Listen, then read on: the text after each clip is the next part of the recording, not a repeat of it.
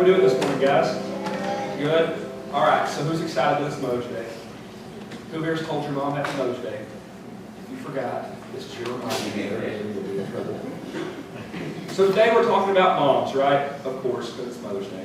I'm going to read a scripture for you guys. And it is 1 John chapter 4, verses 9 through 11. It says, "This is how God showed his love among us.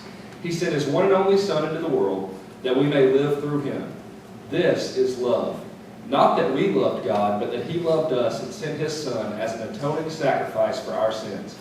Dear friends, since God so loved us, we also ought to love one another. And he has given us the command, whoever loves God must also love his brother." Now I have this card. I made my Mama Mother's Day card, and as you can tell, I'm very artistic. You all could have probably done a way better job making this card than I did. But on the inside of the card, it says, "Mom, I love you," from Brandon, right? Now the thing about Mother's Day is, on Mother's Day, we always tell our moms how much we love them, right? We're always making it a point to tell our moms what they mean to us. But I want to challenge you guys today that it means more to show your mothers how much they mean to you. To show them how much they love you. And you can do these by a lot of different things, right? Help clean the house. Help them pick things up. Help them do the dishes, right? Take the trash out. Clean your room. Maybe it's just getting along with your brother or sister, not causing them a lot of grief, right? Anything like that shows our mom how much they mean to us. And I want to connect this to our passage today because it talks in the verse that we talked about how much God loves us, that he sent his Son for us. And how many of you tell God how much you love him when you pray? Right? How much God means to you? Well, just like our moms, it means much more to God when we show him how much he means to us. Anybody can tell him that they love him, right? But it means a lot more to God when we do things that show him our love for him. Whether that's being kind to people, doing things for other people, right? Maybe it's working and serving God in the church, praying for other people, doing things like that show God how much he means to us. And it shows God that we love him other than just us telling him, right? So I want to challenge you guys this week to not only love your moms, right? Not only to love your moms as much as you can, to do things for your mom that show them how much they mean to you. But this week when you're living your life, whether it's at school, after school, at ball games, whatever the case may be, treat people the way God would treat people. Do things that show God how much he means to you, right? Other than just tell him. Because when we do things and we live out our actions for God, that's what really shows him how much he means to us, right? All right, so I'm going to pray for us. After we pray, we're going to recognize our moms. And if you're in preschool through first grade, you go to children's church. And if you're in second grade through fourth grade, you can come to kids worship with me. But I want you guys to go have a seat after I pray so that we can recognize our moms, and then I'll give you instructions to go, okay? Let's pray. Father God, thank you for this day. We thank you for the moms that we have, for the people that maybe aren't our real moms, God, but who have came into our life, Lord, and just poured into us and treated us like their own, showed us your love. We thank you for all the mother figures, Lord, that we have. We ask that you just touch them today. Help them to know how much that they mean to us. Help us to show them through our actions how much they mean to us. Help us to show you, Lord, this week how much you mean to us by the way we act, and not just by the words we say. Lord, go with us the rest of the service. Help us to honor you in everything that we do. In your name we pray. Amen.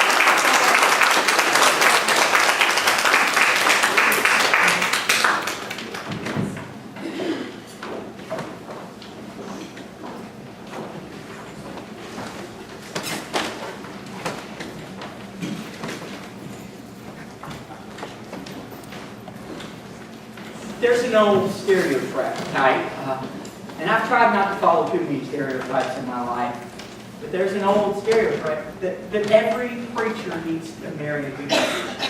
I am blessed to have followed that particular stereotype, and I'm grateful for Miss Bramel for her leadership and for the members of the choir who are so faithful in preparing for Easter and for this number.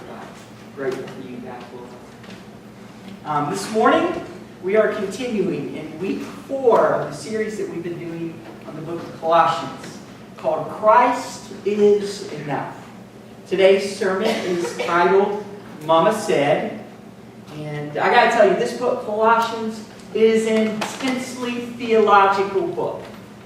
The first couple of weeks, you probably had a headache as we've wrestled in the deep waters of theology about who God is, about who you and I become when Christ comes into us in our lives.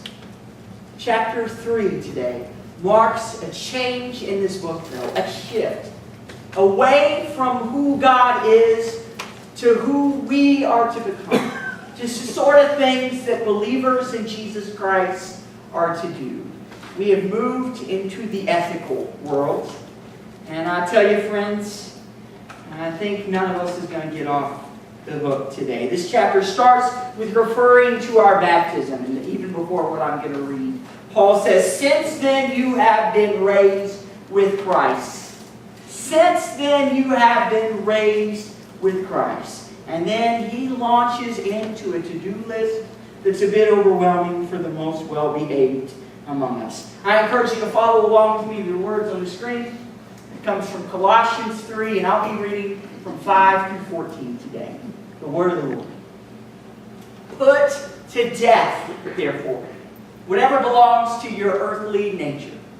Sexual immorality, impurity, lust, evil desires, and greed, which is idolatry. Because of these, the wrath of God is coming. You used to walk in these ways in the life you once lived.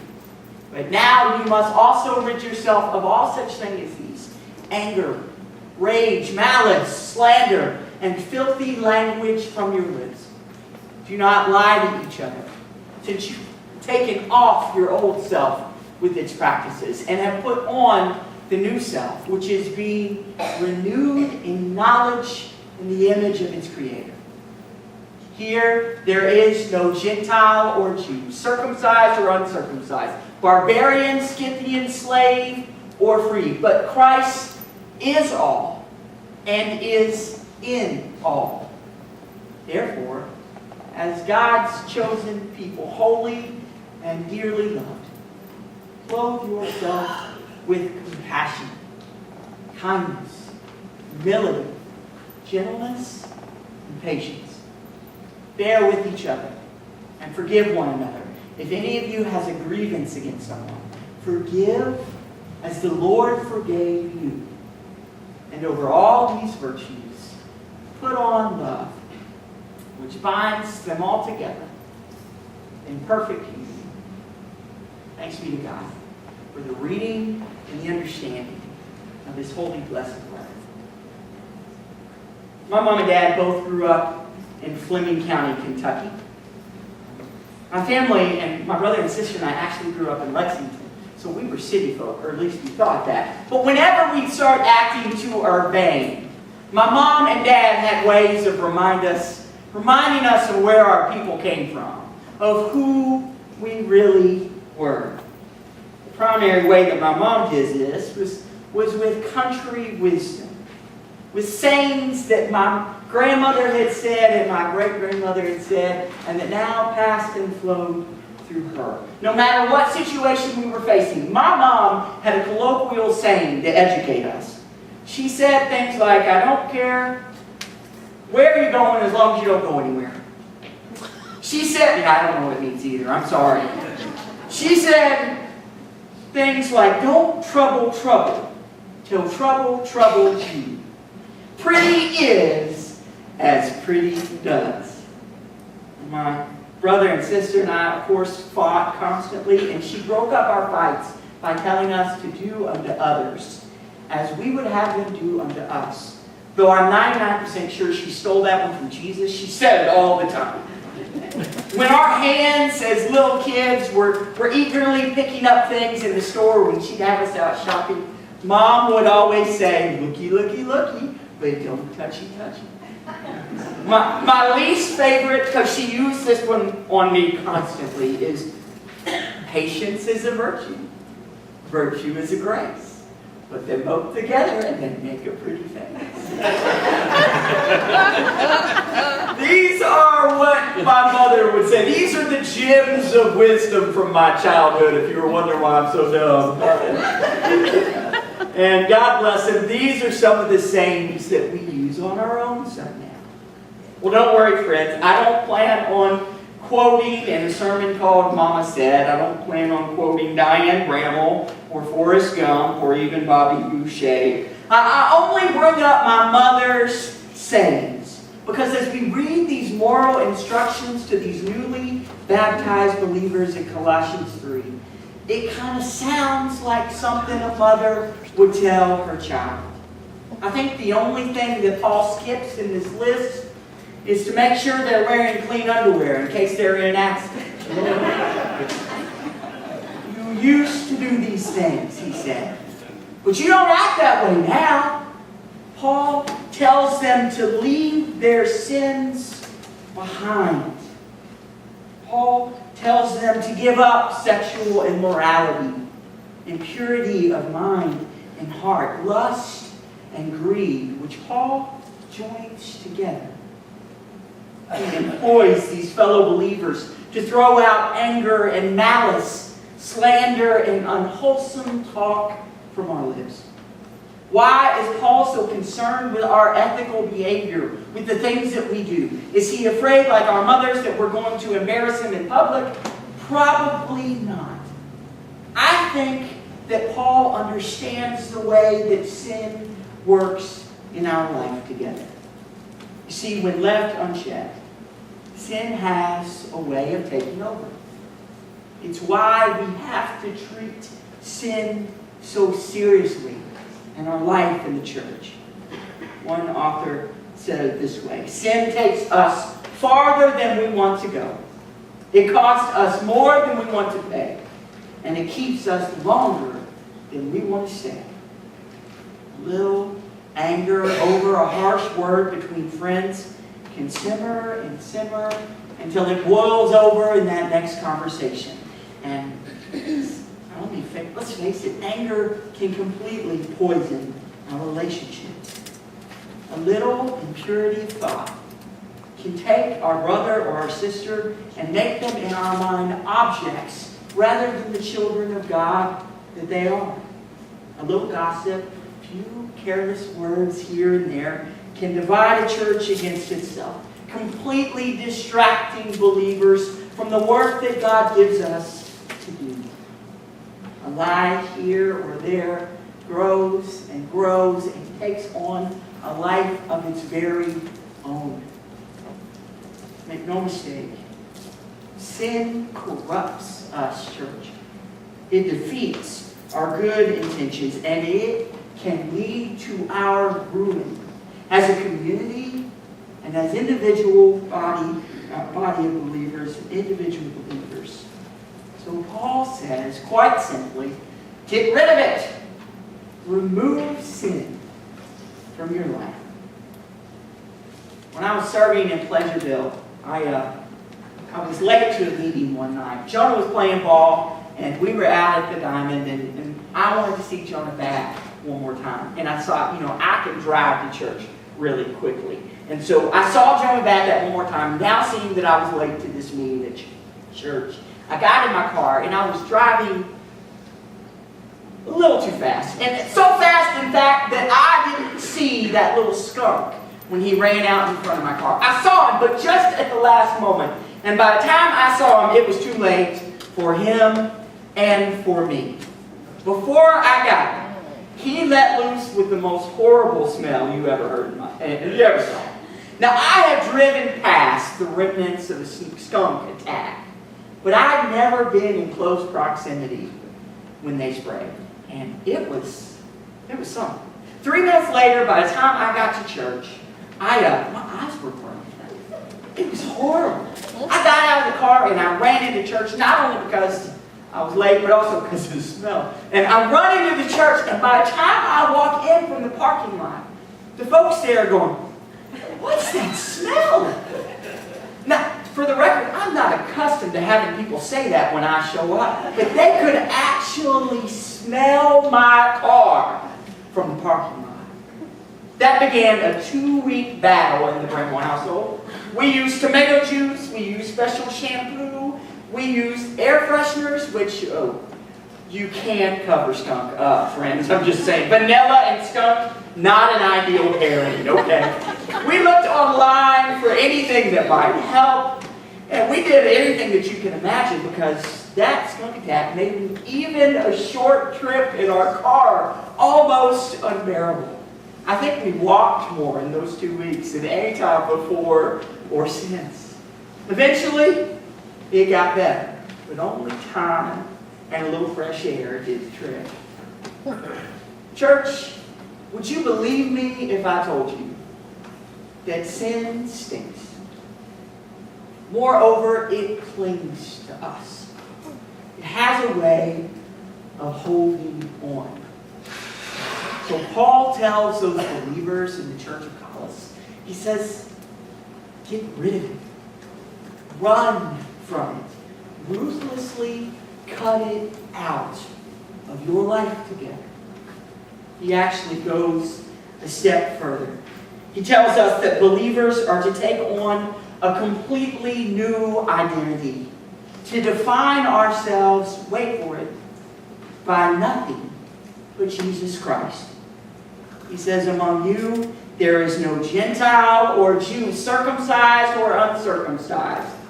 There is no Scythian or barbarian, slave or free, but Christ is all and is in all. What does that mean? It means, friends, that we can't identify ourselves by our political party or even as citizens of the United States of America. We are to identify ourselves first by Christ, as children of God. Since He is our identity, you and I have to make sure that our lives are full of the same traits that Jesus' life are full of. It actually says that we are to clothe ourselves with these good virtues. The scholars actually believe, in studying this passage, they believe that he's referring to the baptismal clothes that a new believer would put on. When they came up out of those baptismal waters, he or she would put on a white robe to mark their new, pure life in Jesus Christ. He tells us, friends, that our life has to become about nurturing these good things, about nurturing compassion and kindness, humility, gentleness, nurturing patience and forgiveness within ourselves and others. These virtues seem like strange tools with which to take over the world, don't they? But these are the gifts that God gives to believers, that Christ offers the church. And then Paul closes this passage by saying, and over all these good virtues, put on love, which binds them all together in perfect union. The stories about Reverend Bessie Parker are legendary. She was a minister in the South Carolina Conference of the United Methodist Church in the 1950s, in a day and time when women ministers were rare.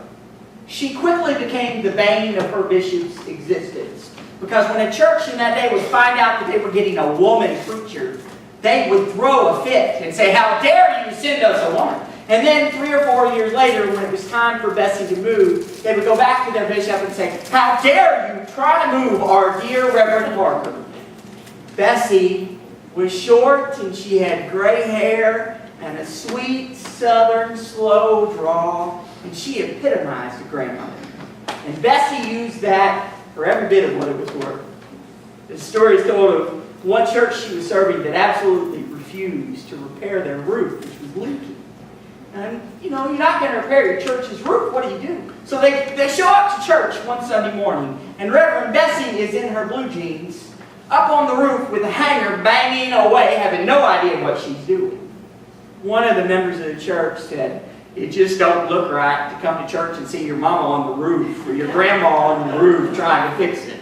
And you'd be amazed at how quickly the men of the church went home and got their tools to help her fix it the rest of the way. Bessie, right before she retired, was assigned to a notorious church in the South Carolina Annual Conference. It was a church that was well known for its bigotry and hatred and racism, and for their fighting together. Before she came, they had run away 2 pastors in 6 months. And all the other ministers in that conference said, why would they send sweet old Reverend Parker to that church? Why? She's getting ready to retire. Man, why would you send Bessie there? They wouldn't send any money to denominational programs. They were hateful to their leadership. It was just a horrible place to go, and everybody knew it. They thought it was cruel. Well, several months went by without anyone hearing or seeing anything from Bessie. And then she came to a district meeting one day. At that meeting, they all wanted to get the scoop, to hear if it was really as bad of a place as that they'd all heard about. And they wanted to see how Bessie was doing. So they went up to her and they said, "Bessie, how's the church?" This was her response. "The sweetest people I've ever met." Bessie said, "Our first work team leaves for Brazil next month. And I've got to leave our meeting early today because I'm meeting with the leaders of the African American church in town. And we're worshiping with them this weekend." Everybody was shocked. They said, could this be the same church? They wanted to find out what she was doing, what her secret was. And so they said, "Have you not had any problems at all, Bessie?" And Bessie said, "Well, there was one misunderstanding when it was time to vote on the budget this year. We got to the line item that said Black College Fund, and one of our members stood up and said, 'I'm not giving a dime to pay for them to go to school.' They said, 'Bessie, what'd you do?' She said, 'I just stood up and said, John, that's not nice. You sit down and act like a Christian.'" I think Paul, it's not a coincidence, friends, that Paul tells us and identifies love as the superglue that holds the church together. What else but the transforming power of God's love could put our lives together and change us as dramatically as he talks about in this passage? What else but God's love can take you and I from being self-involved to selfless, from consumed by anger to being able to muster a gentle word that turns away wrath, from being mired in the consequences of our own sin, to courageously leading others to the freedom that only God can give.